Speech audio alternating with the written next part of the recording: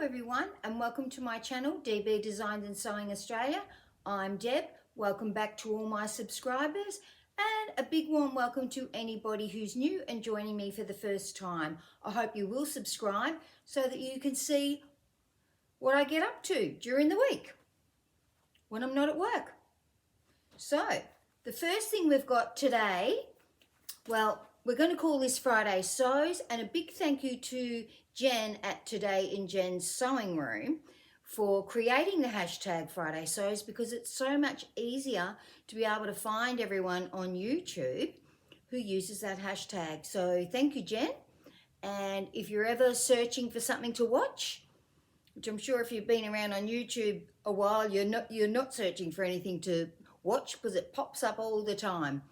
But if you're searching for anything to watch, just pop in the hashtag Friday Sews and you'll find a huge amount of bloggers who have been creating beautiful garments, and just take a look.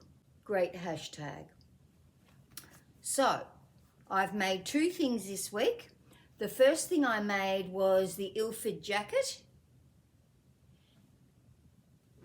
And I made this in a,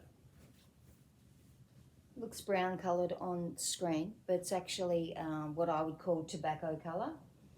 Now, this is on a female mannequin, and I did make it for my husband, who, you know, still hasn't let me take a photo of him in the blue baby cord shirt from last week. So I think I'll be pushing my luck, and maybe when he's wearing it, I can snap a photo of him. But this is the Ilford jacket, and it's by Friday Pattern Company. Now that's the Ilford jacket there, and it is a unisex pattern, and it's actually got a fair few different things going on with it. So there's a short length and a long length. Well, I did a cross between the short and the long length. Short's going to be too short for what he would want, even though he promises me he's not tucking it in. But you know, who knows? And the long length is really, well, it's as long as a coat. I've got plenty of coats that are that long. That's longer than a car coat. So, so I decided I'd make it in between length. I'll just take it off. So it's actually a tobacco colour. It actually is quite an easy sew. Guess if he doesn't wear it, I can. Pretty big on me. It's actually a very oversized shirt. Now, I made him the XXL, which in their patterns is not a 2XL, because their patterns goes from extra small, small, medium, large, extra large, extra large. Then it goes to 1X, 2X, 3X, 4X, 5X, 6X, 7X. So a huge size range. It is a unisex jacket, so it's either male or female. It doesn't have any darts because it's quite oversized, I suppose. And it's got a few different choices of pockets. Now, I actually made the pockets with the edges of the corners off and the flaps, but I did not put any buttons on the flaps because he would tell me that's what Sheila's wear. So I just made flaps on the pockets. So that's the pocket, and you can see what I mean by the cut off corners. And in fact, I find those cut off corner pockets much easier to do than a rounded pocket corner, although I will often make a template for a rounded pocket corner, because then if you make that out of cardboard, you can press the fabric up over the edge of it and you get a much smoother finish. And that's after first stitching around, making sure it all looks perfect before you even start the process of pressing it up. Makes a big difference in the end. And I actually put like jean studs on it. So if it was mine, I'd probably put, you know, wooden buttons or something, not outrageous, but something a bit different from that. But he's really not very leery not really a leery type of person, so probably when we went to the King's coronation party and he wore the top hat, is probably doing it for him. But I mean, he did make that top hat himself and it was his idea, so he has the ideas. He's just sort of, I guess, gets a bit self-conscious towards the end. But really, really nice. It doesn't have a back yoke, so it doesn't have a yoke. It's just got shoulder seams, and I didn't top stitch it. It's in this micro cord, which honestly I still cannot feel whether it's got nap on it. And I had to keep on checking that I had it the right side out. So when you look on the inside, it looks very similar. You can tell the difference, but at night the lighting's not always that great, or I'm blind, one or the other. So very happy with that. I don't know that I would make it for myself. I have ordered some magenta coloured corduroy, not micro cord. There's the other jacket. I think it's by Seamwork. That I would probably do for myself. I would make it a little bit closer fitting than that jacket. The Ilford's nice. I think it's got something very masculine about it. I do prefer a yoke, but having said that, it's a very quick make, and it's a jacket or a shacket, so it's not a shirt, so it doesn't need to have a collar stand. That collar's just directly onto the body of the shirt. So all of that sort of thing makes it a little bit easier. And as you can see, this fabric is quite stiff. It has been washed. I didn't put any Coca-Cola in the wash, which I could have done in hindsight, knowing that it did not really soften up at all. But we'll see with wear if it gets soft. Actually, we'll see if he wears it. That'd be more to the point. Anyway, if he doesn't wear it, I'll just give it away. Plenty of other people would like it. Now, the next thing I made, so very happy with that. Very happy with the Ilford jacket. I think the pattern's really good. And, you know, I said it comes out really large. They do, the pattern does have the finished size on it. So I knew that it's like 20 centimeters of ease. So it's a lot of ease. But if it's a shacket, you might have a shirt and a jumper under it. So that adds a lot of bulk if you're wearing thick clothes underneath it. And the last thing you want is for your coat or overshirt, whatever you want to call it, to be tight.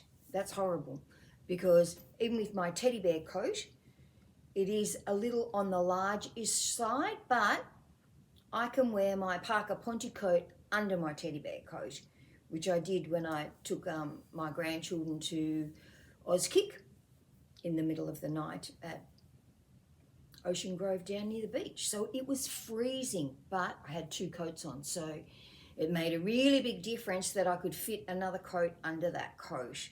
So it's always something to be aware of when you're making outerwear, that what am I going to be wearing under it? How is it going to fit me when I've got all this other clothing underneath it?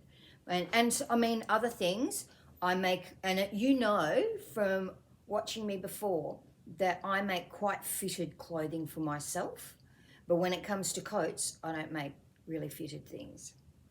Now, speaking of fitted things, the other thing I've made is, and I will pop in some photos, this is my Cousette Bridget dress. Now it is a full dress this time. Let's just see if Deborah can scan down, not showing all the rubbish on the floor. And I had hemmed it. I had done the hem, and I then realised that it had started to drop.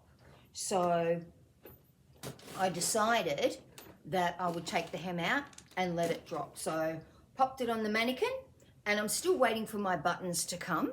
So I've ordered some buttons And in the end, I had to get them off Etsy, and they are Pigeon Wishes buttons, but no one in Australia had them. So they are, can't remember what the name of it is, but they're a very, very dark navy because, oh, it probably does look navy in this light, but this is a very dark navy fabric. It's not black. You can see the jumper I've got on is black, so you can tell that it is slightly different. And so this came out beautifully again. So last time I'd made the blouse in the Bridget, and this time I'm going to start my buttons up higher, and once I've done the hem and everything else, I'm going to, before I do my buttons, I'm going to do my button placement. You know, it doesn't gape, and it doesn't gape at all, but when you sit down, I can see that it starts to open up a little bit because it's actually got plenty of room. And I tried this on before, and I tried it on over this jumper, which was actually quite a good idea. I thought, you know what, you could wear a lot of things under these. You could wear a proper polo neck jumper under it, or you could wear, besides the fact you might wear a Spencer under it, which is another reason why I wanted the buttons to come up a little bit higher. Last time I think I started the button down here. I'm going to start the buttons up here so that when I wear my Spencer, you can't see the black lace in the top of it. But having said that, easy make, really, really nice. And I put the ties on the back, whereas I didn't put the ties on the back for the blouse. So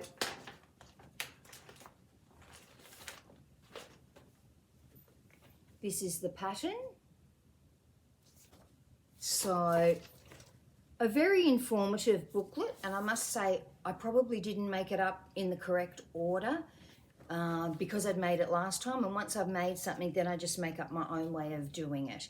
I did have to go back and check a few times thinking, am I supposed to be hemming the sleeves before I sew them together, or what am I supposed to be doing? Or how do they want me to put the pockets in?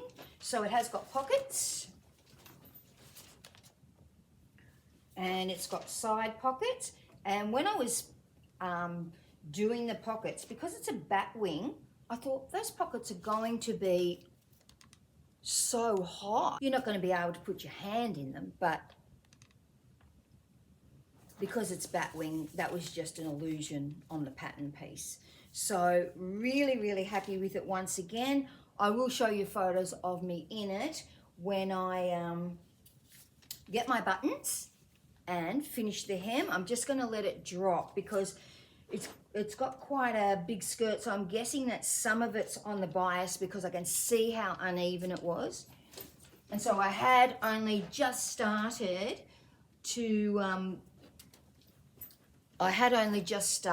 do the hem, and I thought, this is ridiculous. How can it need to be taken up 2 inches there and 1 inch there? And I thought, oh, it's dropped, and I need to let it drop further because it's honestly been draped over the ironing board, or it's been on top of my sewing table. So it hasn't been hanging, so I need to let it hang and let it